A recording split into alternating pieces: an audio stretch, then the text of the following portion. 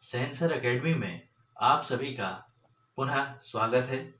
आज हम बहुत ही महत्वपूर्ण सब्जेक्ट पर काम देखने वाले हैं और यह सब्जेक्ट है the sexual harassment of women at work place. इससे संबंधित जो कानून बना है वह है the sexual harassment of women at work place prevention, prohibition and redressal act 2013। आज हम समझेंगे कि कानून में इसके लिए क्या क्या प्रावधान किए गए हैं, महिलाओं को वर्क प्लेस पर सुरक्षित वातावरण देने के लिए क्या क्या प्रावधान दिए गए हैं, महिलाओं के इस संबंध में क्या क्या अधिकार है। तो आइए देखते हैं the sexual harassment of women at work place prevention, prohibition and redressal act 2013।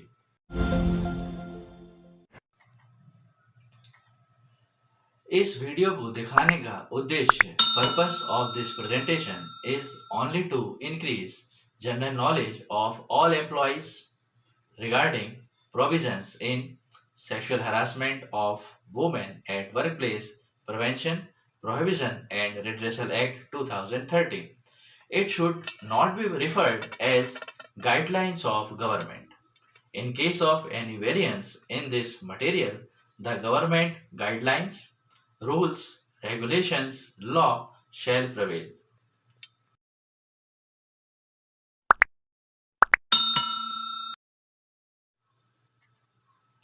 अब समझते हैं इस एक्ट के प्रावधान कहाँ लागू होंगे। यदि कोई महिला कर्मचारी जो सेक्सुअल हरासमेंट का शिकार हुई है, इस एक्ट का उपयोग किस स्थिति में करेगी। An act to provide protection against sexual harassment of women at workplace and for the prevention and redressal of complaints of sexual harassment and for matters connected therewith or incidental thereto। जब कभी किसी महिला कर्मचारी को sexual harassment का सामना करना पड़ता है, तब ऐसी स्थिति में उसे सुरक्षा देने के लिए इस एक्ट में प्रावधान किए गए हैं। Whereas sexual harassment results in violation of the fundamental rights of a woman equality under Article 14 and 15 of the Constitution of India। जहां भी महिला कर्मचारी के संविधान के द्वारा दिए गए मूल अधिकार आर्टिकल 14 और आर्टिकल 15 का उल्लंघन होता है, वहां इस एक्ट के प्रावधान लागू होंगे।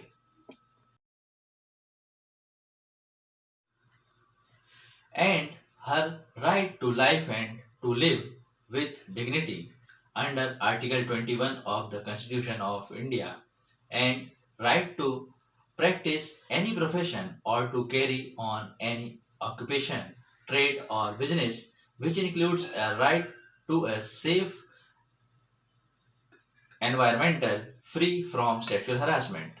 जहां महिला कर्मचारी के आर्टिकल 21 के अनुसार प्राप्त अधिकारों का हनन होता है, वहां इस एक्ट के प्रावधान लागू होंगे। And whereas the protection against sexual harassment and the right to work with dignity are universally recognized human rights by international convention and instruments such as Convention on the Elimination of All Forms of Discrimination Against Women, which has been ratified on the 25th June 1993 by the Government of India। जहां मानव अधिकारों का उल्लंघन होता है, वहां भी इस act में किए गए प्रावधान लागू होंगे। यह एक्ट कहता है a safe work place is every women's right. एक सुरक्षित कार्यालय का वातावरण हर महिला का अधिकार है। No woman shall be subjected to sexual harassment at any workplace। कोई भी महिला सेक्सुअल हरासमेंट का शिकार नहीं होगी। What is sexual harassment? Sexual harassment includes any one or more of the following unwelcome acts or behavior, whether directly or by implication. Sexual harassment के अंतर्गत निम्नलिखित में से कोई एक या अधिक अवांछनीय कृत्य या व्यवहार चाहे प्रत्यक्ष रूप से या तात्पर्यत रूप से किए गए हों सम्मिलित है। फिजिकल कॉन्टैक्ट एंड एडवांसेस, शारीरिक संपर्क और अग्रक्रियाएं करना। ए डिमांड और request for sexual favour, sexual favour के लिए कोई मांग या अनुरोध करना।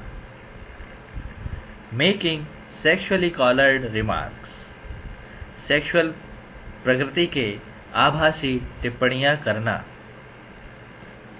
शोइंग पोर्नोग्राफी, अश्लील साहित्य दिखाना।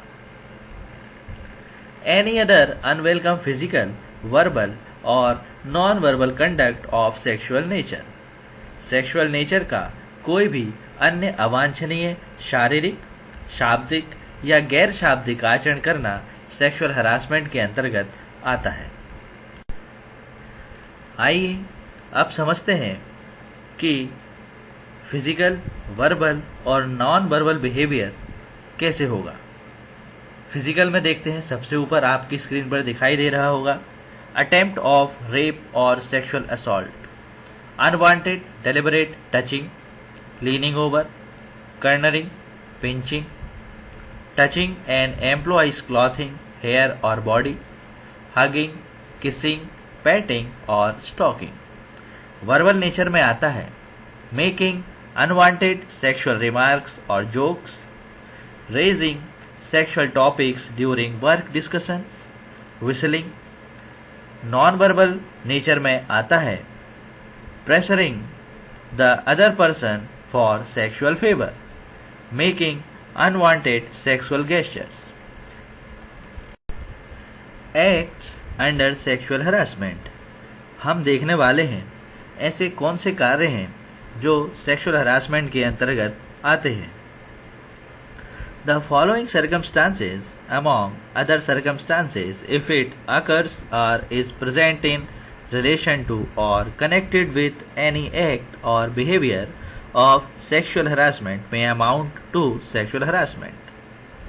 अन्य परिस्थितियों के साथ साथ निम्नलिखित परिस्थितियां यदि वह सेक्सुअल हरासमेंट के किसी कार्य या आचरण के संबंध में या इससे संबद्ध होने के कारण हुई हैं तो वह सेक्सुअल हरासमेंट होगा।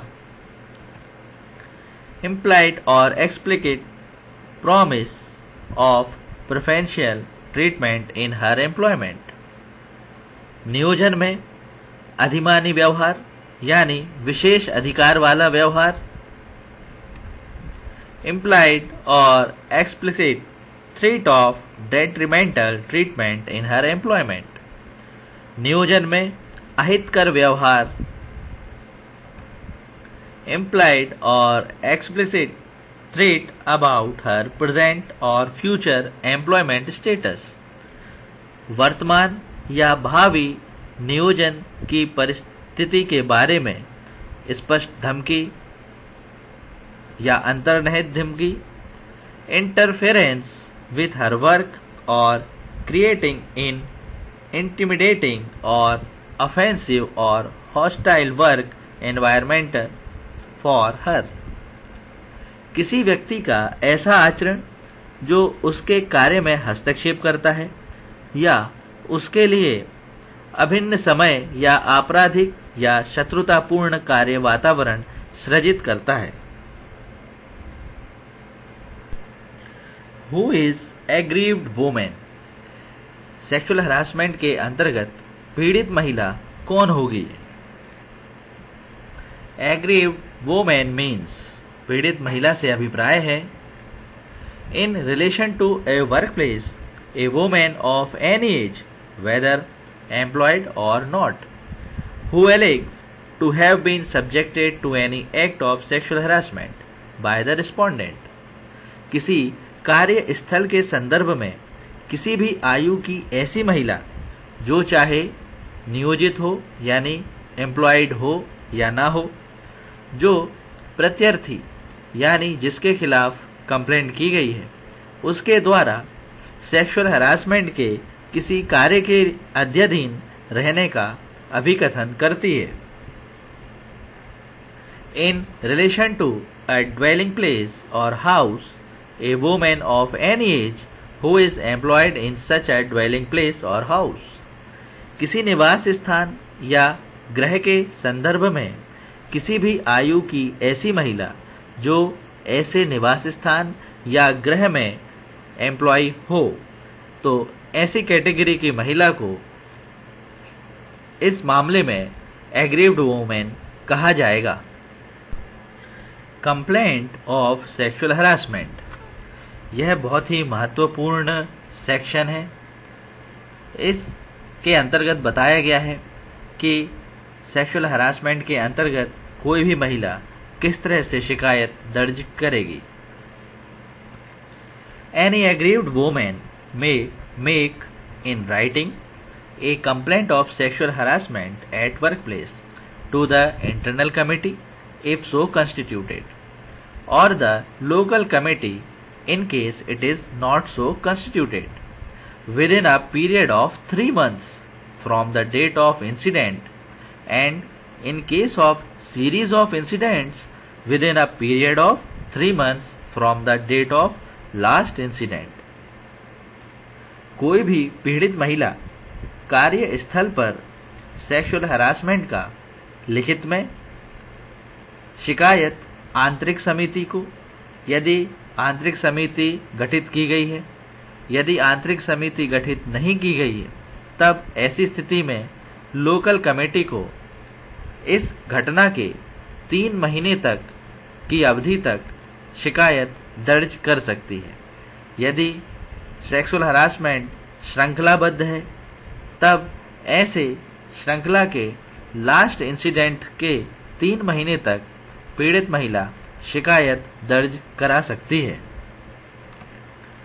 Provided that where such complaint cannot be made in writing, the presiding officer or any member of the internal committee or the chairperson or any member of the local committee, as the case may be, shall render all reasonable assistance to the woman for making the complaint in writing। लेकिन जहां ऐसी शिकायत लिखित में नहीं की जा सकती है, वहां आंतरिक समिति का अधिकारी या कोई और सदस्य, स्थानीय समिति का अध्यक्ष या कोई और सदस्य उस पीड़ित महिला को लिखित में शिकायत करने के लिए सभी युक्त सहायता प्रदान करेगा। यहाँ और भी कुछ अन्य प्रावधान हैं। Provided further that the internal committee or as the case may be the local committee may for the reasons to be recorded in writing extend the time limit not exceeding 3 months if it is satisfied that the circumstances were such which prevented the woman from filing a complaint within the said period।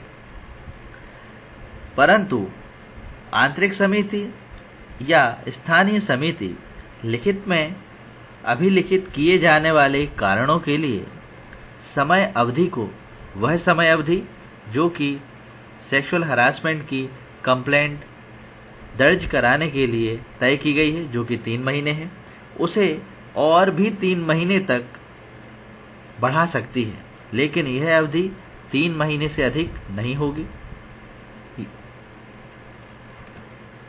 Where the aggrieved woman is unable to make a complaint on account of her physical or mental incapacity or death or otherwise her legal heir or such other person as may be prescribed may make a complaint under this act। जहां पीड़ित महिला अपनी शारीरिक या मानसिक असामर्थ्य या मृत्यु के कारण या किसी अन्य कारण से शिकायत करने में असमर्थ है, तो उसका विधिक वारिस या ऐसा अन्य व्यक्ति जो विहित किया जाए, इस धारा के अधीन शिकायत कर सकता है। इस एक्ट में शिकायत कर दिए जाने के बाद समझौते का भी प्रावधान है। यह समझौते का तरीका सेक्शन 10 में बताया गया है। The internal committee, or as the case may be, the local committee, may before initiating an inquiry under section 11 and at the request of the aggrieved woman take steps to settle the matter between her and the respondent through conciliation. जैसी भी स्थिति हो, आंतरिक समिति या स्थानीय समिति इस एक्ट की धारा 11 के अधीन जांच आरंभ करने से पूर्व पीड़ित महिला के अनुरोध पर सुलह के माध्यम से उसके और प्रत्यर्थी जिसके खिलाफ कंप्लेंट की गई है उसके बीच में इस मामले का समाधान करने का उपाय कर सकेगी। Provided that no monetary settlement shall be made as a basis of conciliation. यह कि सुलह के आधार पर समझौते का आधार कोई मौद्रिक समाधान नहीं होगा, मतलब पैसे का लेन देन इसमें शामिल नहीं किया जाएगा। Action during pendency of inquiry, जबकि जांच पेंडिंग है उस दौरान महिला के प्रति क्या एक्शन लिया जा सकता है, उसे किस प्रकार की राहत दी जा सकती है, यह प्रावधान सेक्शन 12 में किया गया है। देखते हैं।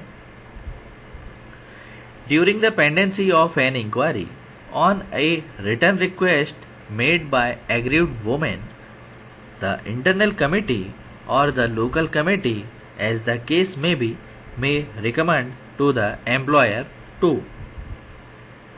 जबकि जांच पेंडिंग है उस दौरान पीड़ित महिला के द्वारा लिखित अनुरोध पर जैसी भी स्थिति हो, आंतरिक समिति या स्थानीय समिति एम्प्लॉयर को निम्नलिखित रिलीफ देने का सिफारिश कर सकेगी। Transfer the aggrieved women or the respondent to any other work place. पीड़ित महिला या प्रत्यर्थी जिसके खिलाफ कंप्लेंट की गई है उसका किसी अन्य कार्य स्थल में ट्रांसफर करना। Grant leave to the aggrieved women up to a period of 3 months। पीड़ित महिला की 3 माह तक की अवधि की अवकाश मंजूर करना। Grant such other relief to the aggrieved women as may be prescribed. पीड़ित महिला को ऐसी अन्य कोई राहत प्रदान करना जो कि प्रिस्क्राइब्ड की जाए।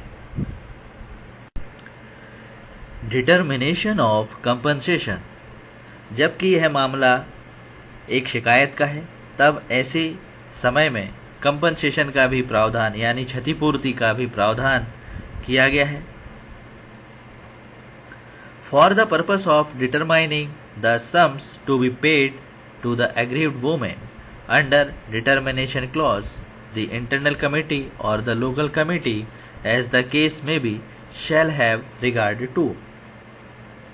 जब भी क्षतिपूर्ति की बात आती है तब इन प्रावधानों के अधीन क्षतिपूर्ति को निर्धारित करने के लिए इंटरनल कमेटी या लोकल कमेटी निम्न बताई जा रही बातों का ध्यान रखेगी। The mental trauma, pain, suffering and emotional distress caused to the aggrieved women. व्यथित महिला यानी पीड़ित महिला को पहुंचाए गए मानसिक आघात, पीड़ा, यातना और भावनात्मक कष्ट। The loss in the career opportunity due to the incidental of sexual harassment. Sexual harassment की घटना के कारण अन्य व्यवसाय के अवसर की हानि। Medical expenses incurred by the victim for physical और साइकियाट्रिक ट्रीटमेंट। पीड़ित द्वारा शारीरिक या मनोचिकित्सकीय उपचार के लिए किया गया चिकित्सा व्यय। The income and financial status of the respondent. Respondent यानी जिसके लिए शिकायत की गई है, उसकी आय और उसकी financial condition. Feasibility of such payment in lump sum or in installment। एक मुश्त या किस्तों में ऐसे इंस्टॉलमेंट के दिए जाने की feasibility। तो इन बातों का ध्यान कंपनसेशन देते समय कमेटी ध्यान रखेगी। शिकायत किए जाने पर इस मामले की गोपनीयता को बनाए रखने के लिए और न्याय को किसी भी प्रकार से क्षति न पहुंचे, ऐसी व्यवस्था बनाए रखने के लिए यह बहुत ही महत्वपूर्ण एक सेक्शन है। आइए समझते हैं। Prohibition of publication of contents and inquiry proceeding. The employer और the district officer under the provisions inquiry of this act shall not be published, communicated or made known to the public, press and proceeding media in any manner। Employer या district officer जो भी इस inquiry से संबंधित है, वह किसी भी माध्यम से पब्लिक, प्रेस और मीडिया को इसके बारे में नहीं बताएंगे। The contents of the complaint made under this act, जिसमें शामिल है कंप्लेंट, उस कंप्लेंट का कंटेंट, जो कंप्लेंट की गई है उसका कंटेंट किसी भी माध्यम से नहीं बताया जाएगा। The identity and addresses of the aggrieved और रिस्पोंडेंट। शिकायत करने वाली महिला या प्रत्यर्थी जिसके खिलाफ शिकायत की गई है, उनकी आइडेंटिटी, उनका एड्रेस नहीं बताया जाएगा। In relating to conciliation and inquiry proceeding, यदि शिकायत के द्वारा शिकायत के बाद इंक्वायरी होती है और उसमें किसी भी प्रकार का समझौता किया जाता है, तब इससे संबंधित कोई भी पत्राचार या कोई भी पब्लिश नहीं किया जाएगा। Recommendation of inquiry committee. इस शिकायत के बाद, सेक्सुअल हरासमेंट की शिकायत के बाद, इंक्वायरी कमेटी जो भी अपने रिकमेंडेशंस देती है, उनके बारे में पब्लिश नहीं किया जाएगा। The action taken by the employer और the district officer. Inquiry committee के रिकमेंडेशन के आधार पर जो भी एक्शन एम्प्लॉयर या डिस्ट्रिक्ट ऑफिसर लेता है, उसके बारे में किसी भी माध्यम से कोई भी जानकारी किसी भी व्यक्ति को नहीं दी जाएगी। Provided that information may be disseminated regarding the justice secured to any victim of sexual harassment under this act without disclosing the name, address, identity or any other particular calculated to lead to the identification of the aggrieved woman and witness। जब भी ऐसे मामलों में शिकायत की जाती है, तब हम सभी जानते हैं ऐसी स्थिति में दो पक्ष बन जाते हैं। पहला पक्ष जिसने शिकायत की है और दूसरा पक्ष जिसके खिलाफ शिकायत की गई है। यदि दोनों पक्षों में से भी रिकमेंडेशन के बाद, इस मामले को निपटाए जाने के बाद यदि असंतुष्ट होता है, तो वह अपील के लिए जा सकता है। यह अपील सर्विस नियमों के आधार पर भी की जा सकती है। यह अपील बताए गए प्रावधानों के अनुसार भी की जा सकती है। सेक्शन 18 में अपील से संबंधित प्रावधान बताए गए हैं। आइए देखते हैं वह प्रावधान कौन कौन से हैं। Any person aggrieved from the recommendations made after inquiry. कोई भी व्यक्ति है वह अपील के लिए जा सकता है। The appeal shall be preferred within a period of 90 days of the recommendations। इसकी अवधि 90 दिन निर्धारित की गई है। 90 दिन की अवधि तक अपील की जा सकती है। आइए अब इस सेशन को समराइज करते हैं। हमने इस सेशन में देखा पीड़ित महिला कौन होती है, सेक्सुअल हरासमेंट के मामले में सेक्सुअल हरासमेंट किसे कहा जाएगा, यानी कानून के अंतर्गत सेक्सुअल हरासमेंट के अंतर्गत किस किस कार्य को बताया गया है वह भी हमने देखा। इंक्वायरी के दौरान महिला को क्या क्या सुविधा दी जा सकती है वह भी हमने देखा। हमने देखा कि समझौते का भी प्रावधान है। हमने देखा कि अपील भी ऐसे मामलों में की जा सकती है। Awareness regarding rights and obligations is very important and essential for us to be a good citizen. Provisions contained in the Act, Sexual Harassment of Women at Workplace Prevention, Prohibition and Redressal Act 2013 definitely helps to all male-female employees to increase awareness and obligations and their behavioral attitude at their workplace.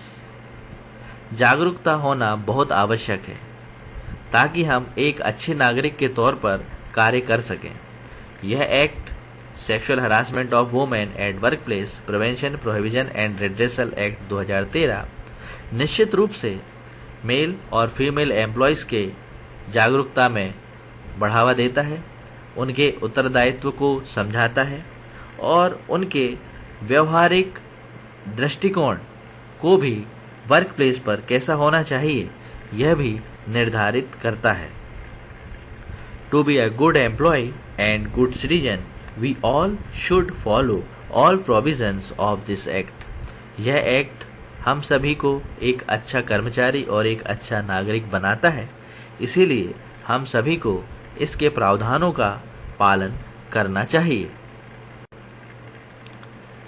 अब देखते हैं sexual harassment को रोकने में employ का role क्या होता है और एम्प्लॉय का रोल क्या होना चाहिए। If you allow the action to take place without expressing your strongest disapproval, the offender will assume that he has your consent. यदि आप किसी भी तरह से अपने खिलाफ हो रहे किसी भी एक्शन को विरोध नहीं करते हैं, तब ऑफेंडर समझेगा कि इस कार्य में आपकी सहमति है। इसीलिए कभी भी आपके साथ ऐसा कुछ हो रहा हो वर्क प्लेस पर, तो सभी महिला कर्मचारियों को, सभी ऐसे कर्मचारियों को जिनके साथ सेक्सुअल हरासमेंट की घटना हो रही है या ऐसा कोई कार्य हो रहा है, तब उसे स्ट्रॉन्ग डिसअप्रूवल करना चाहिए, स्ट्रॉन्ग विरोध इसका करना चाहिए। It is very important to maintain your own self request. अपना स्वयं का सेल्फ रिस्पेक्ट बनाना वर्क प्लेस पर बहुत ही जरूरी है। Register a first information report with the police station. यदि स्थितियां कुछ ऐसी हो जाती हैं कि आपको पुलिस सहायता लेना पड़े, तब आपको ऐसे किसी भी मामले में अवेयरनेस रखते हुए तुरंत FIR दर्ज करानी चाहिए। Don't encourage male colleagues to behave unbecomingly with you or try to attract their attention. आप किसी भी तरह से, आप मतलब एम्प्लॉय महिला कर्मचारी, किसी भी तरह से अपने मेल कलीग्स को अशोभनीय कार्य करने के लिए उत्साहित ना करें और किसी भी तरह से ऐसे कार्य ना करें कि वो अनावश्यक रूप से अट्रैक्ट हों, उनको अटेंशन ना दें। Keep safe distance from the offending party. यदि शिकायत दर्ज कर दी गई है, तब ऐसी स्थिति में जो अफेंडिंग पार्टी है जिसके खिलाफ शिकायत दर्ज की गई है, एक सुरक्षित दायरा अपने लिए बनाए, एक सेफ डिस्टेंस उसके साथ बनाए। इस वीडियो को आपने देखा, आपने समझा, बहुत से अच्छे अच्छे प्रावधान महिला कर्मचारियों के लिए वर्क प्लेस को सुरक्षित बनाने के लिए इस उद्देश्य से किए गए हैं। हम सभी को इनका पालन करना चाहिए। आप सभी ने यह वीडियो बहुत ही ध्यान से देखा, इसके लिए बहुत बहुत धन्यवाद। यह वीडियो पार्ट 1 है। अगले भाग में हमने इसमें शामिल किया गया है पार्ट 2, जिसमें शामिल है सेक्सुअल हरासमेंट एक्ट के अंतर्गत इसे सुरक्षित वातावरण को और बेहतर बनाने के लिए एम्प्लॉयर का रोल क्या होता है। उस वीडियो को जरूर देखें। एज एन एम्प्लॉयर हमें ये जानकारी होनी चाहिए, जबकि आप एक एडमिनिस्ट्रेशन का पार्ट हों। हर महिला और पुरुष कर्मचारी का यह कर्तव्य है कि उसे पता हो एम्प्लॉयर के रूप में इस एक्ट के तहत उसे अपने कार्यालय में किस तरह का वातावरण बनाना है, किस तरह का सुरक्षित वातावरण महिला कर्मचारियों के लिए उसे देना है। यह वीडियो देखने के लिए आप सभी का बहुत बहुत आभार, बहुत बहुत धन्यवाद। Thank you.